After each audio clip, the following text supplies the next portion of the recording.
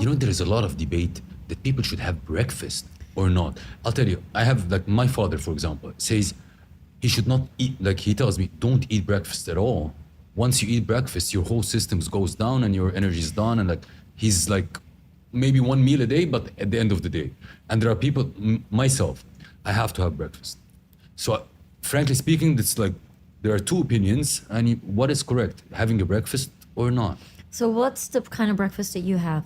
Okay, it's different because I'm a sporty kind of guy. So it's yeah, an oatmeal and protein. So is it just oatmeal with some plant-based milk and protein? Yes, and bananas. And you add some bananas or Yeah. sometimes different type of fruits and berries. Yeah. So I think breakfast, or for example, I don't consume breakfast myself. I start my day off with hot lemon water and some apple yeah. cider vinegar, and I condition my body that way. But then that works for me because I've been doing it for so True. many years. But I think if people want to eat breakfast, there's nothing wrong with eating breakfast, but I think it's a type of breakfast that people consume.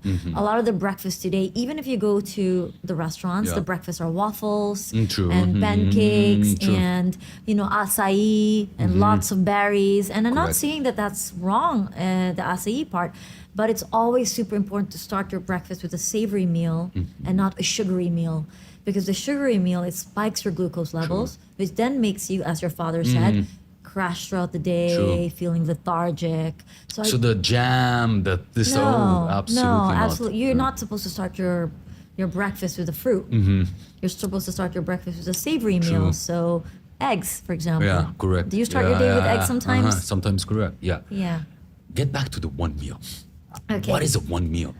Yeah. So as I did say, as we get older, our body's not able to be able to digest the food as much, and the less meals that you give your body, you give your enough body to rest and digest. So repair, recover, and your cells to regenerate. So you want that, right? In order to promote longevity, and I'm in the business of longevity, and I promote that heavily. And because I specialize in gut health, in order to create longevity, you have to reduce the amount of inflammation in your organs.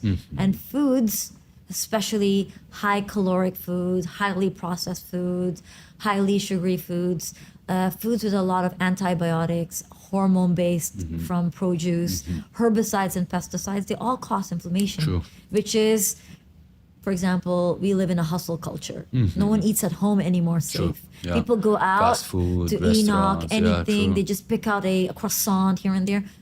You're spiking glucose levels all day, Yeah, every day. exactly. No one's really eating healthy. So one meal a day will reduce the inflammation, which then promotes longevity. And that's why I promote one meal a day. And in one meal, for example, it's in the morning, it's a person's. Yeah, it's Choose? a person's preference. Like I like intermittent fasting. I believe in intermittent fasting. I know it's also a debatable topic. A lot of people think that overly intermittent fasting is also wrong, and doing it sometimes is preferred. But I know what works best for me, and I always say this to everyone that I work with, and I will promote it on your podcast as well. That we're so bio-individual in terms of our microbiome. Yeah. We're so different.